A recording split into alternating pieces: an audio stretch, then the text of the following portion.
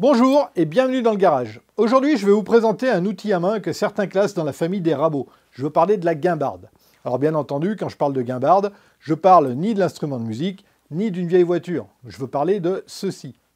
Alors qu'est-ce que c'est et à quoi ça sert?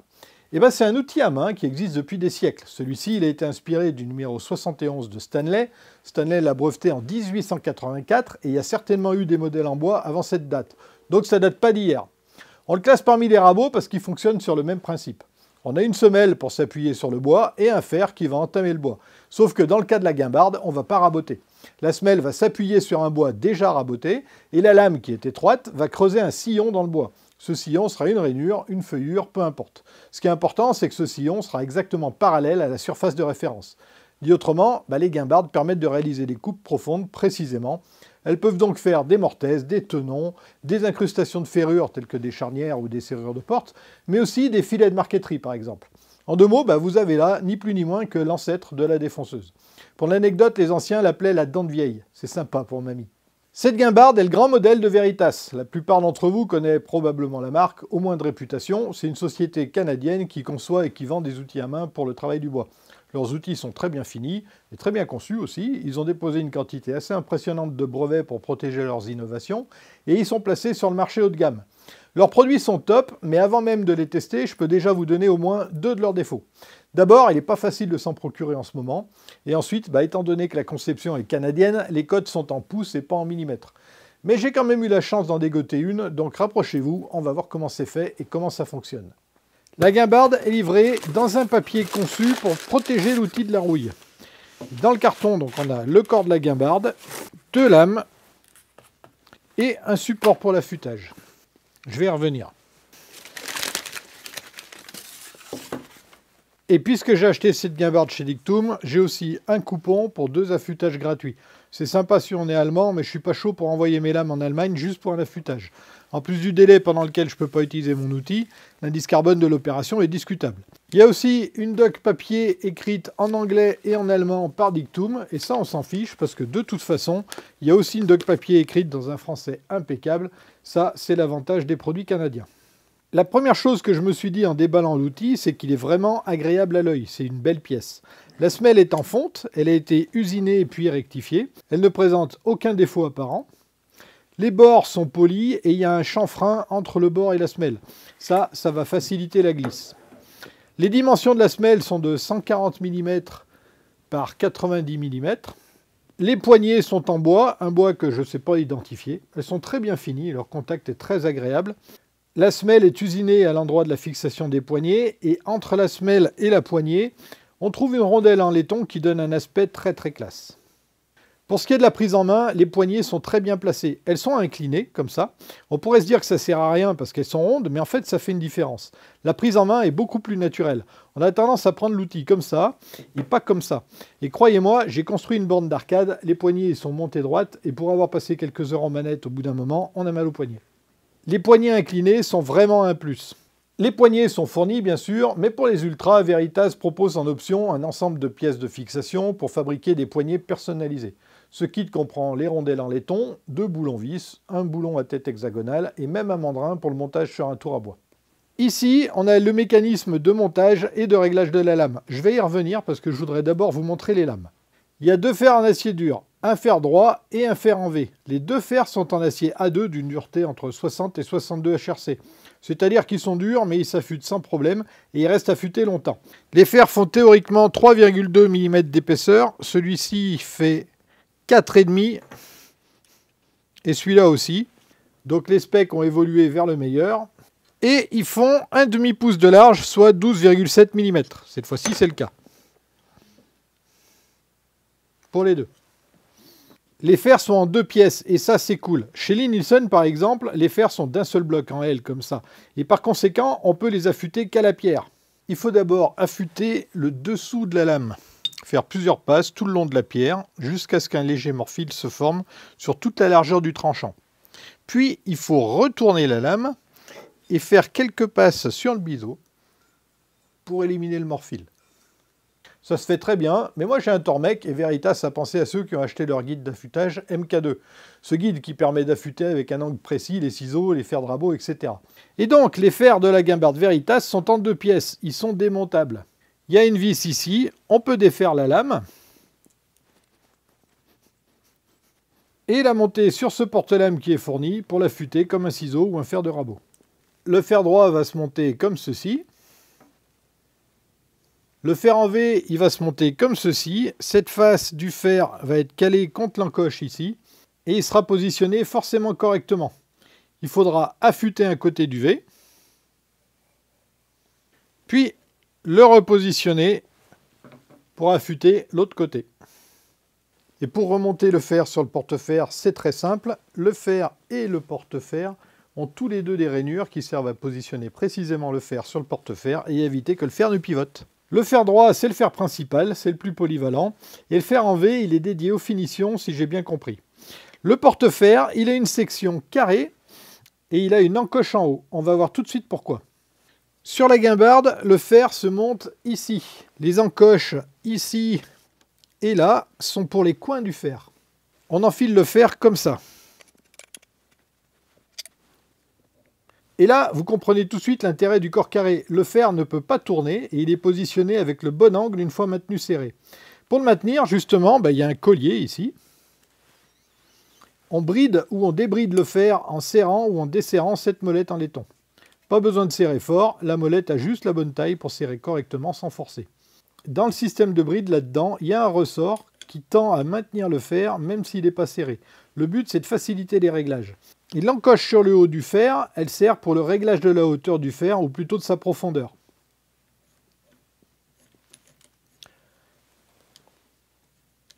On va mettre cette collerette dans l'encoche. Pour ça, bien sûr, il faut que le fer ne soit pas maintenu. Je dévisse la molette de blocage, je mets la collerette dans l'encoche et je revisse la molette de blocage, mais pas à fond. Maintenant, en jouant avec la molette du dessus ici, je peux régler la profondeur du fer. Le débattement est d'environ 1 pouce, soit 25 mm à peu près. Pour chaque tour de molette, je monte ou descends le fer d'un 32e de pouce, soit environ 0,8 mm. On peut être très précis. Et quand on est à la profondeur voulue, on doit resserrer la bride pour bloquer le fer en position. Tant que j'y pense, les fers ont un angle de 25 degrés ici. Mais une fois le fer monté, on voit que l'angle de coupe est plus grand. Je ne sais pas si c'est très visible, mais la face ici et la face ici, il y a encore un angle. Et le jeu de la molette de réglage de la profondeur de coupe est d'un demi-tour environ. C'est correct. En termes de bonne pratique, le réglage de la profondeur, c'est comme une toupie. Il faut régler la profondeur en montant le fer et pas en le descendant. La collerette a du jeu ici, sur l'axe vertical. Si je règle le fer en vissant cette molette, donc en poussant le fer vers le bas, le fer sera en appui ici sous la collerette et le jeu sera ici, au-dessus de la collerette. Si le fer est mal bloqué, il peut redescendre de la valeur du jeu et on creusera alors trop profondément. Alors que si je règle le fer en dévissant cette molette, donc en tirant le fer vers le haut, le fer ici sera en appui sur la collerette là et le jeu sera en bas, là-dessous. Et dans ce cas, si le fer est mal bloqué, il ne peut que remonter de la valeur du jeu ici. Et donc, on ne creusera pas assez profondément. Il vaut mieux creuser pas assez profond que trop. Pour utiliser la guimbarde, on n'enlèvera qu'un peu de matière à la fois. On va régler le fer pour enlever un peu de matière, enlever de la matière, puis on va desserrer la molette de blocage, descendre un peu le fer avec la molette de réglage de la profondeur, resserrer la molette de blocage, et ainsi de suite. Et pour être sûr d'enlever la bonne quantité de matière, la guimbarde Veritas est équipée d'une butée de profondeur. C'est tout simplement une bague montée sur la vis de réglage et équipée d'une vis de blocage. On va voir comment ça fonctionne avec une petite démo.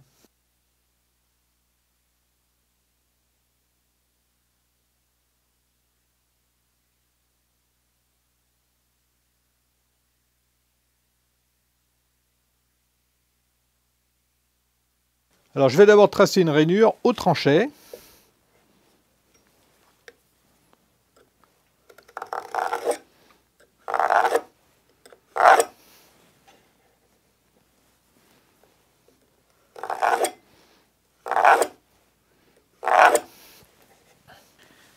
et au trusquin. Et si vous n'avez pas de trusquin, bah vous pouvez utiliser la guimbarde à la place. Il suffit de régler le fer à la profondeur voulue, puis de marquer le fond de la rainure comme ça. J'en profite pour régler la butée de profondeur.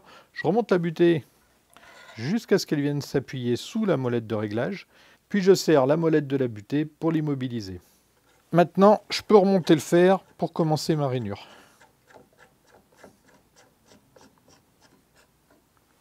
Mais avant ça, je vais préparer ma rainure. Je vais d'abord couper à la scie les bords de la rainure. Pour ça, je vais mettre un petit coup de ciseau sur le sillon creusé par le tranchet. Pas trop fort. Sinon, mon ciseau va se décaler par là à cause du biseau qui est ici.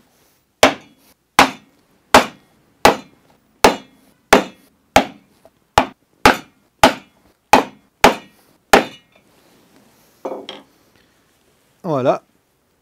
Et ensuite, je vais mettre un petit coup de ciseau dans ce sens pour enlever de la matière et creuser un sillon sur le bord de ma future rainure.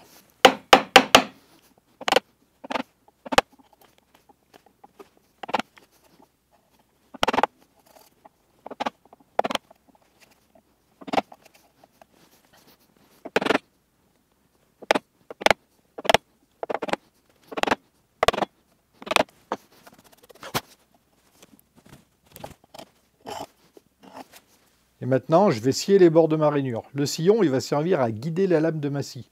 Je vais descendre jusqu'au trait de trusquin ou de guimbarde, et un peu plus haut si je ne suis pas à l'aise.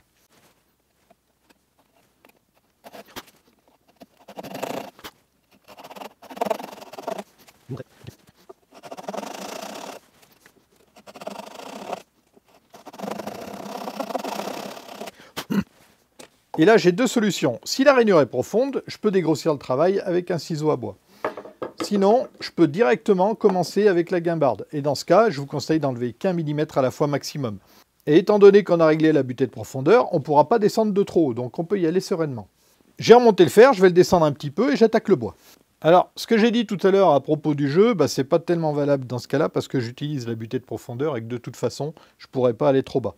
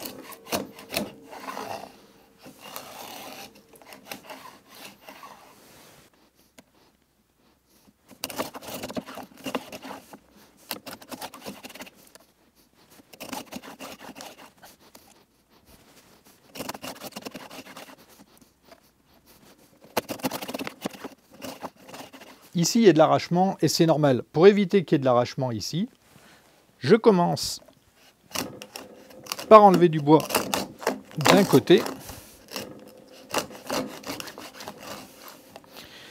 Ensuite, je m'arrête et je prends de l'autre côté.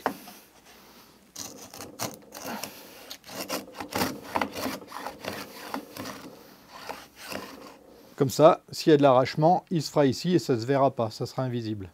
Alors, on constate que la finition ici, elle est vraiment pas propre. Il y a deux raisons à ça. La première, c'est que le bois est vraiment pas de bonne qualité. Et la deuxième, c'est que je prends des passes épaisses. Pour la finition, je vais changer de lame. Je vais prendre la lame en V dite de finition pour voir ce que ça donne. Et je prendrai des passes plus fines. Mais en attendant, je descends parce que je ne suis pas encore au bout de ma rainure.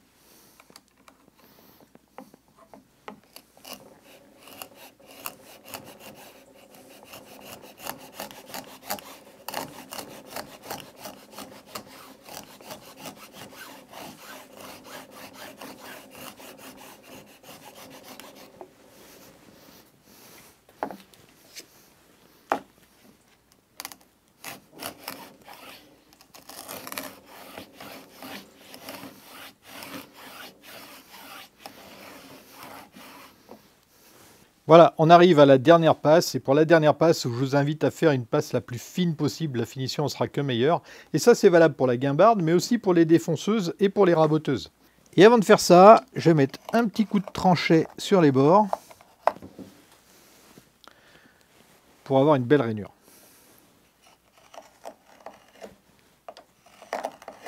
Enfin belle, dans ce bois dégueulasse, la moins moche possible. Et donc, comme j'ai fait jusqu'à présent, je desserre le collier de serrage et je descends mon fer.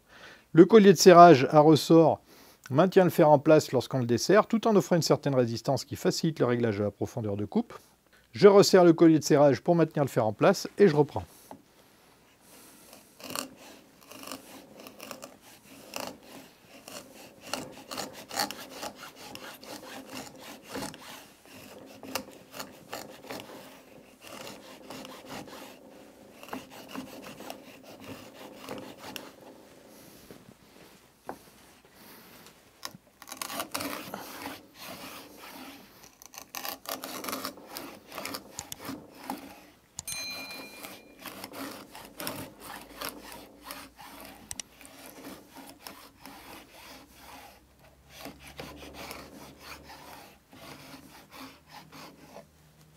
Et voilà. Et voilà ce que ça donne. Effectivement, c'est pas beau, mais ça vient du bois. Mais le fond, il est bien uniforme. Il y a des creux là qui sont liés à de l'arrachement. Ça, encore une fois, ça vient du bois. Ça vient pas de la guimbarde. Voilà pour la démo. On peut faire plein de choses avec une guimbarde, mais je vais vous faire une vidéo à part pour vous montrer tout ça. Le but de la vidéo d'aujourd'hui, c'est de vous présenter les caractéristiques de la guimbarde Veritas. Et puisque je viens de terminer ma petite démonstration, vous pouvez constater que cette guimbarde est livrée avec des fers affûtés. J'ai pas eu besoin d'affûter les fers pour avoir un résultat correct. Est-ce qu'on a fait le tour des caractéristiques de ce bel outil? Non, pas du tout. Cette guimbarde est de type fermé, c'est-à-dire que la semelle ici referme le trou là. Il existe des guimbardes ouvertes, comme le Stanley numéro 71 que j'affiche ici. Le Stanley a comme un pont qui passe par-dessus la semelle. C'est pour laisser le passage à l'avant pour les copeaux dans le cadre d'une rainure arrêtée. Les copeaux ont tendance à s'accumuler au bout de la rainure, à soulever la guimbarde comme ceci, et surtout à abîmer l'arête de l'extrémité de la rainure. Donc, dans le cas d'une rainure arrêtée, une guimbarde ouverte est un avantage. En revanche, dans le cas d'une utilisation sur la tranche du bois, la guimbarde ouverte n'a pas d'appui ici, et elle a tendance à basculer sur l'avant, comme ça. Alors que la guimbarde fermée est bien plus à l'aise. Voilà pourquoi il existe les deux types. Mais la guimbarde Veritas a une particularité sympa qui permet de bénéficier des avantages des deux types, ouvert et fermé.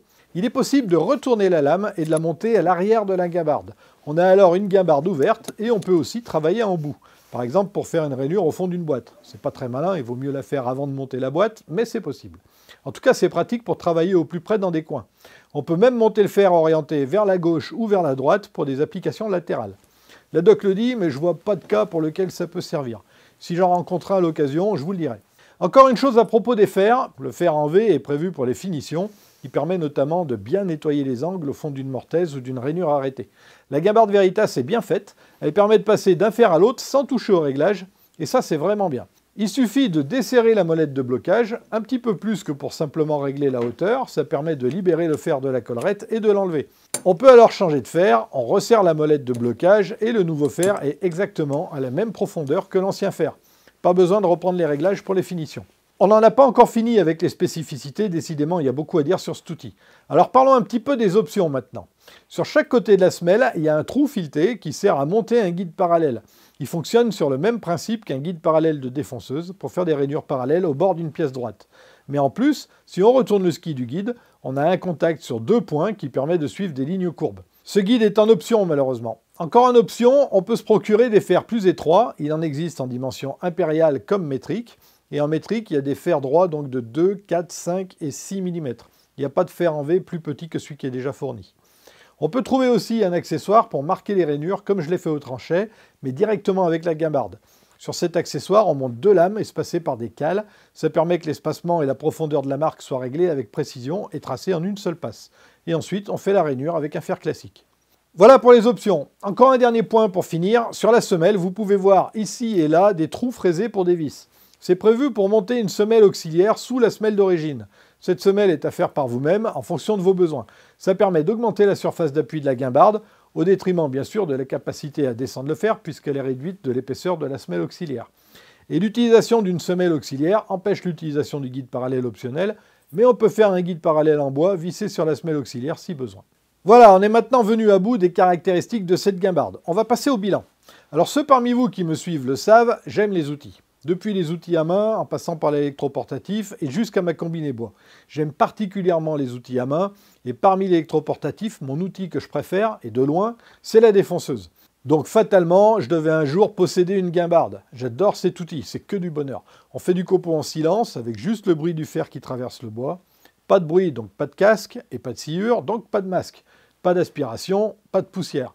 Alors oui, bien sûr, une guimbarde, c'est moins rapide qu'une défonceuse, c'est plus exigeant aussi. Par exemple, il faut bien délimiter les contours des rainures pour ne pas faire sauter le bois. Mais en contrepartie, mais quel plaisir à utiliser, quoi. Et clairement, quand je passe du temps dans mon atelier, c'est pour prendre du plaisir, pas pour produire du meuble efficacement. C'est pas pour rien que j'ai mis plus de 2 ans d'ailleurs pour faire mon établi et il n'est toujours pas terminé. Avec la guimbarde Veritas, j'ai assouvi une envie de me faire plaisir. C'est vraiment un outil prestigieux et esthétique. Mais avant ces qualités qui flattent l'œil, c'est avant tout l'outil en lui-même qui m'intéresse, au niveau réglage, possibilités, qualité de fabrication, etc. L'esthétique, c'est un plus. Ce que je peux dire de la guimbarde Veritas, après cette petite présentation et ce petit test, c'est qu'elle est très précise. Elle est facile à régler, et je pense que les réglages ne bougeront pas dans le temps. Elle est performante, elle fait le boulot, et elle le fait très bien. Elle est opérationnelle dès la sortie du carton. Alors bien sûr, il faut quand même monter un fer, mais il est déjà affûté, et ça c'est appréciable. Les matériaux sont de qualité, ça c'est cool. D'ailleurs, comme tous les outils de ce genre, il faut un minimum d'entretien. Comme un rabot, donc la guimbarde doit de temps en temps être démontée, nettoyée, et les parties mobiles doivent être huilées. La lame aussi doit toujours rester légèrement huilée pour éviter la formation de rouille, en particulier lorsque l'outil n'est pas utilisé. Pour ma part, j'utilise de l'huile de camélia. C'est une huile végétale qui est parfaite pour ça. Elle ne tache pas le bois, elle ne rancit pas et elle est inodore. J'en ai pour mes rabots et je vais aussi m'en servir pour ma guimbarde. Alors, est-ce que cette guimbarde est parfaite pour autant? Eh bien non, bien évidemment, je ne connais pas d'outil parfait. Celui-ci a quelques petits défauts. Par exemple, les vis de blocage du réglage de profondeur et de la butée de profondeur s'appuient directement sur le filetage. Mécaniquement, c'est pas terrible, d'autant que le filetage est fin. Heureusement, les vis sont en laiton et donc plus tendres que le filetage qui, lui, est en acier. Donc les vis devraient s'abîmer avant le filetage.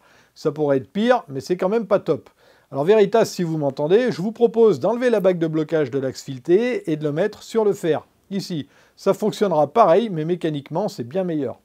Un autre défaut, le guide parallèle est en option. Et ça, c'est pas cool. Cet accessoire devrait, à mon avis, être livré de série. Même la défonceuse chinoise la plus bas de gamme a un guide parallèle. Le défaut suivant est lié au succès de la marque et au Covid. Depuis le début de la crise de cette saloperie de virus, il est compliqué de trouver des outils à main haut de gamme. Même à l'heure actuelle, les fabricants ne sont pas encore capables de produire autant que ce que la clientèle demande. Moi, j'ai eu de la chance, j'ai pu en avoir un chez Dictum, mais ils sont déjà en rupture de stock. Il va falloir chercher pour en trouver. Et un dernier défaut, facile à corriger, celui-ci, ce sont les vis. Je ne parle pas des molettes, mais bien des vis. Celle du porte-fer pour l'affûtage et d'un autre temps avec une empreinte pour tournevis plat. Et celle qui sert à monter le fer a une empreinte hexagonale Allen. C'est mieux, mais ce n'est pas suffisant pour moi. Ces deux types d'empreintes ne sont pas adaptés pour des dévissages et vissages fréquents, et à la longue, les têtes vont foirer. Et j'ai pas vérifié, mais je suppose que les filetages sont en impérial, et que par conséquent, ça sera plus compliqué pour remplacer ces vis. J'aurais largement préféré des empreintes Torx. Par contre, je ne dirais pas que son prix est un défaut. C'est un outil de bon rapport qualité-prix. À l'heure où j'enregistre cette vidéo, on trouve la guimbarde aux alentours de 180 €, enfin quand on la trouve. Quant à la conception avec des dimensions impériales, c'est pas du tout gênant, hormis peut-être pour la visserie dont je viens de parler. Mais sinon, il n'y a pas de contrainte particulière, d'autant qu'il existe des fers de petite largeur en métrique. Je vais peut-être en prendre, je verrai si le besoin s'en fait sentir. Et voilà, cette petite présentation est terminée, j'espère qu'elle vous a plu. Je vais prochainement produire une autre vidéo où je vais essayer cette guimbarde dans pas mal de situations différentes. J'ai hâte de voir les capacités de cette beauté sur le terrain. Alors si vous aussi vous êtes intéressé, pensez à vous abonner. N'hésitez pas à commenter la vidéo, poser vos questions et liker si ça vous a plu. Et si vous aimez les outils à main, vous allez sûrement aimer cette playlist où je présente et je teste ceux que je possède. Un rabot de paume, un Guillaume et un numéro 62. Je vous souhaite de bons bricolages et je vous dis à bientôt dans le garage. Bisous!